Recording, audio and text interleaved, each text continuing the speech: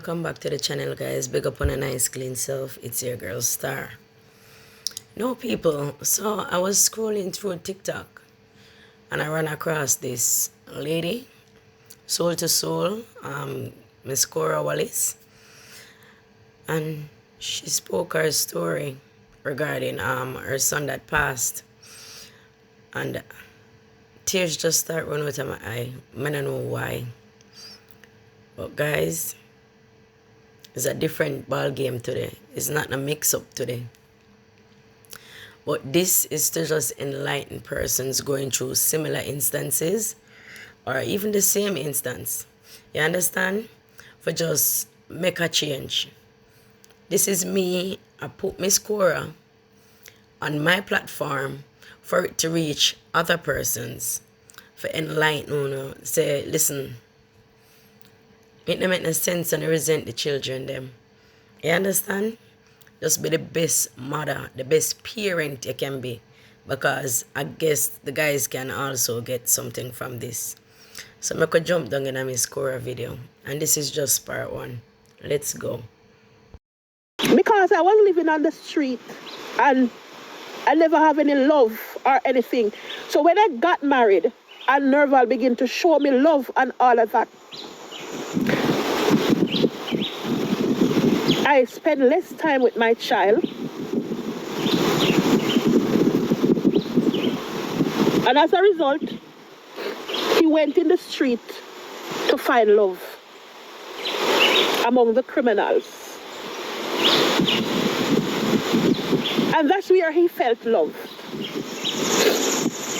He felt love when he would have gone out with his friends to do all the different wrong things, to smoke and thief the people in bag, spend the money, scamming, and all of that.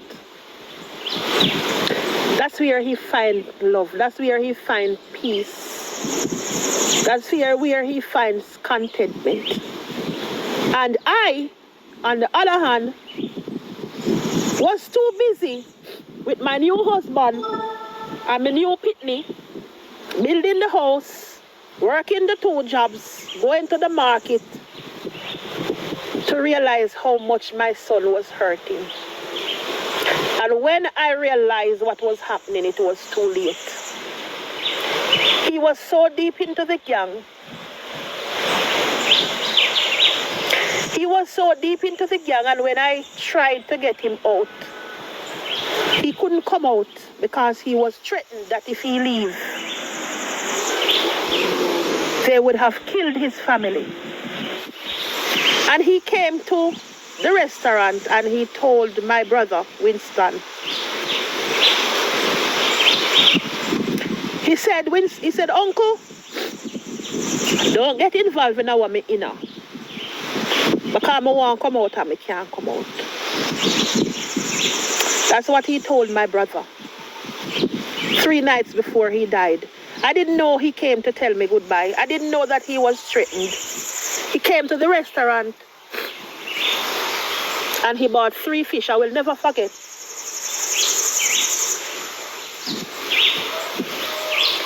And we sat down and we ate. And he hugged me when he was leaving. And he said to me, he said, Mommy, and I don't answer him. And he said, Cora. I didn't answer him either. And he said, Miss Wallace. And that's when I answered him. And he came and he hugged me. I remember he kissed me right here. And I was like rubbing it off. And he held my hands behind me and kissed me over this side and I tell me, say, you go on like me a big woman. He was saying, you go on like say you're a big woman. Me kiss you and both you rub it off. And he said to me, I am going to make you proud. And he said, you might feel to yourself that I don't love you, but I want you to know that I love you. And I'm going to make you proud. He said it's only a matter of time before you put back my picture that you took out of the frame. Because I called him and I showed him the picture frame And I took out his picture out of it, and I said to him, I threatened him, and I said, not until you start behaving like the child that I gave birth to before me put you back in here. And so that night, the pitney know say him did our dead. And him know say, when he died, I would have to return it. And so he tells me that it's only a matter of time before I put him back the picture. 3 days later, my son was shot 6 times. And he passed. Today, he would have been 36 years old. Devon Anthony McLeod, I know you can't hear me. You're gone 5 years now. But I wish you were here. I wish I could take back the words I told you that I would bury you if you didn't change. I wish your mother could have just hugged you for your birthday and let you know how much I really love you.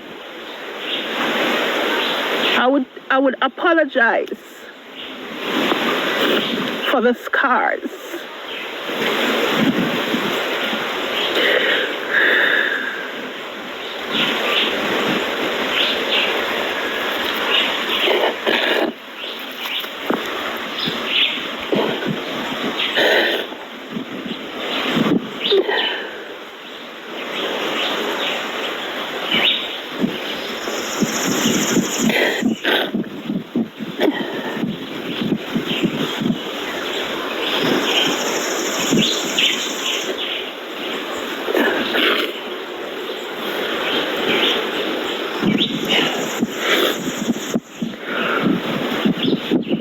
I really miss my child. I wish I could just apologize to him in person.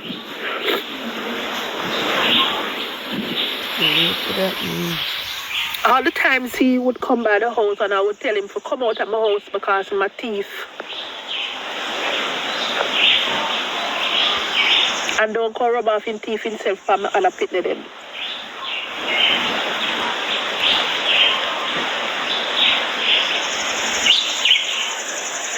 I really wish I didn't do that. I really wish I didn't do it. Because I honestly didn't mean it. I was just upset. And all I wanted was for him to change.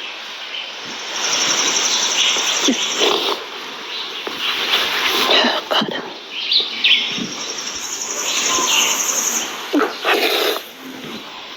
I just wanted him to change, that's all.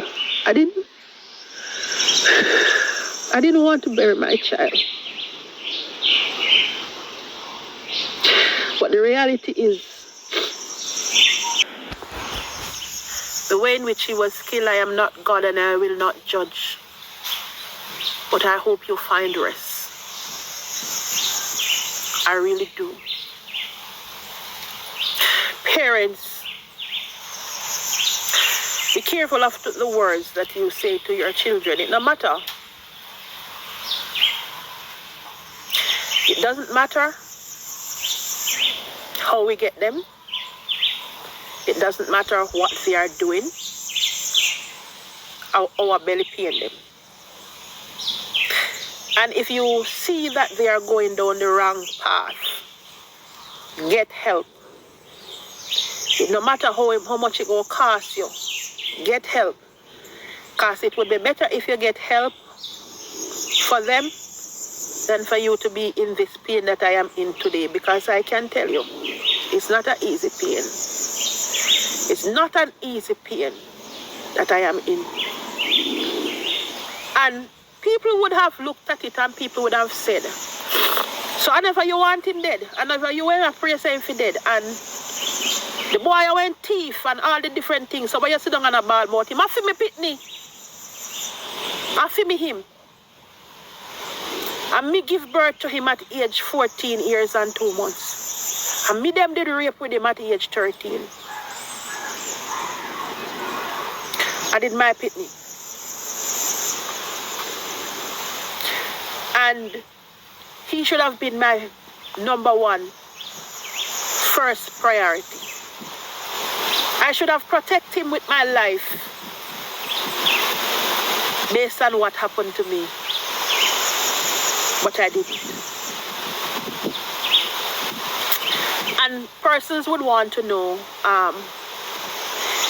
every day you get up and you're upon live and you're a motivational speaker, you're the girl and this and you could have saved your pitney. It is because I didn't save him why I am here. It's because I didn't save him why I'm trying to save that next mother from going through the pain that I am going through. It's because I didn't save him why I come on here constantly and speak to you all about this. So that you know, I feel when you don't have to go through that pain you want me to go and say right now. You see which part me there? Me in a hill all by myself. And I honestly wish he could just be, I wish he was that ram in the bush that just jump out and say, hit you there. The reality is that will never happen. The reality is he's gone and he is not coming back. So my way of celebrating his birthday is to sit in this hill, listening to the birds. Nature's at its best.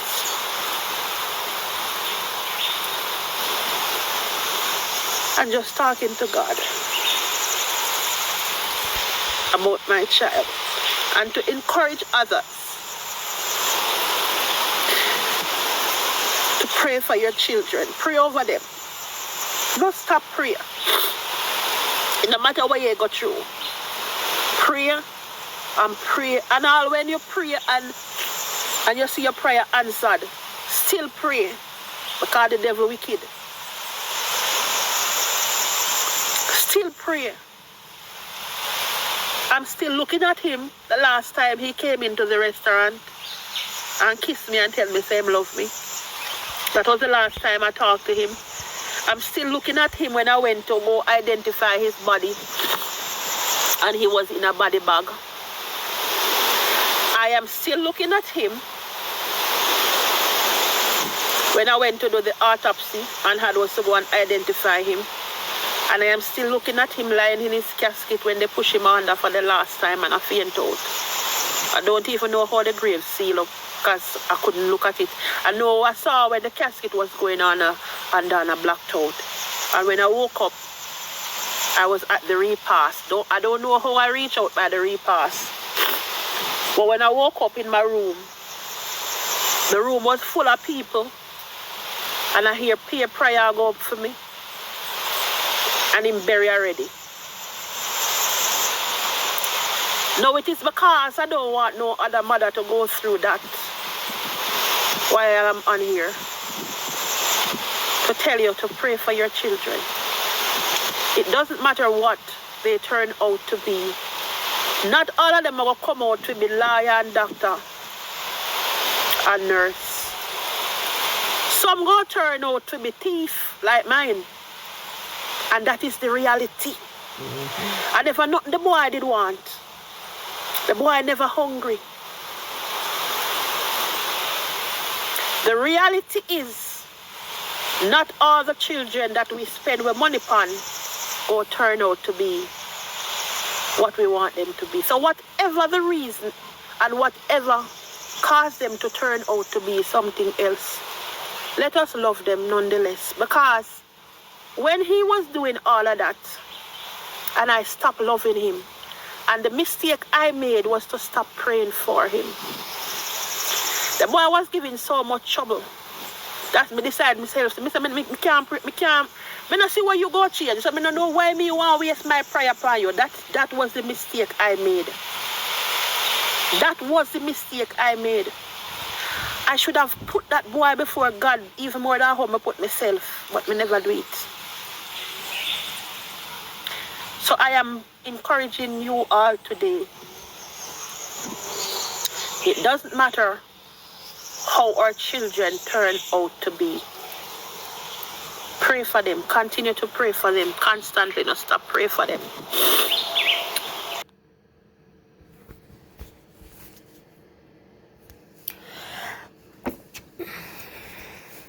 Somebody sent me a